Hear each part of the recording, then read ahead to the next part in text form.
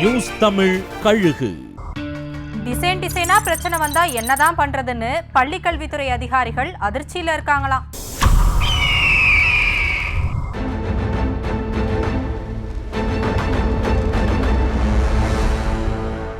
பள்ளி கல்வித்துறையில ஆசிரியர்களோட போராட்டம், புத்தக கட்டண உயர்வு உள்ளிட்ட பிரச்சனைகள் ஒரு பக்கம் இருக்க, கடந்த வாரம் கிருஷ்ண ஜெயந்தியை ஒட்டி 3 நாட்கள் விடுமுறை வந்துச்சு.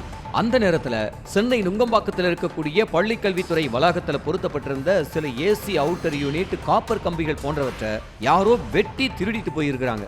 செவ்வாய்க்கிழமை வந்து ஏசி ஒர்க் ஆகல ஏன்னு செக் பண்ணி பார்க்க, வெளியில வெட்டி கம்பி நீட்டி இருக்கிற விஷயத்தை பார்த்து அதிர்ச்சியாகி இருக்கிறாங்க. சிசிடிவி மூலமா தேடுதல் வேட்டை ஒருபுறம் இருக்க, மறுபுறம் முறைப்படி காவல்துறையில புகார் பதிவு செஞ்சு தேடிட்டு வர்றாங்களாம். செய்திகளை உடனுக்குடனும் துல்லியமாகவும் தெரிந்து கொள்ள சப்ஸ்கிரைப் பண்ணுங்க.